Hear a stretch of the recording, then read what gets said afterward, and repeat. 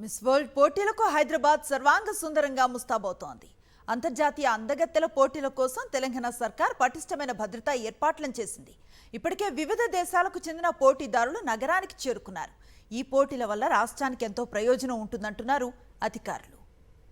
విశ్వనగరంలో విశ్వసుందరి పోటీలు జరగబోతున్నాయి. ఇందుకోసం హైదరాబాద్ మహానగరం అంతరంగా అలంకరించుకుంటోంది. 150కి పైగా దేశాల నుంచి వచ్చే అందాల భామలకు స్వాగతం చెప్పేందుకు శంషాబాద్ ఎయిర్పోర్ట్ను అందంగా తీర్చిదిద్దారు. తెలంగాణ సంప్రదాయ పద్ధతిలో విదేశీ ప్రతినిధులకు స్వాగతం పలికేందుకు అధికారులు అన్ని ఏర్పాట్లు పూర్తి చేశారు. సోమవారం నుంచి విదేశీ ప్రతినిధుల రాక పెరగనుంది.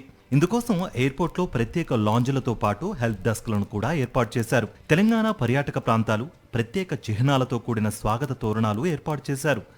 మిస్ వరల్డ్ పోటీల నిర్వహణను కొన్ని ప్రజా సంఘాలు వ్యతిరేకిస్తున్నాయి. అయితే ఈ పోటీల వల్ల రాష్ట్ర ప్రతిష్ట పెరుగుతుందే కానీ ఎలాంటి నష్టం ఉండదని మిస్ వరల్డ్ పోటీలు పర్యవేక్షిస్తున్న special chief secretary Jayesh Ranjan చెబుతున్నారు. మిస్ వరల్డ్ పోటీలకు రాష్ట్ర ప్రభుత్వం పెట్టే ఖర్చుకు ఎన్నో రెట్లు అధికంగా ప్రయోజనం కలుగుతుందని ఆయన అన్నారు.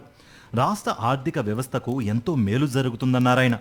మీరు చేసిన ఖర్చు కంటే మీకు కనీసం 50 రెట్లు బెనిఫిట్ వస్తుంది. ఇదే పబ్లిసిటీ మనము తెలంగాణ టూరిజం గురించి, హైదరాబాద్ నగరాన్ని గురించి సామాన్య పద్ధతిగా చేసి ఉంటే మనకు 10 సంవత్సరాలు పడేది.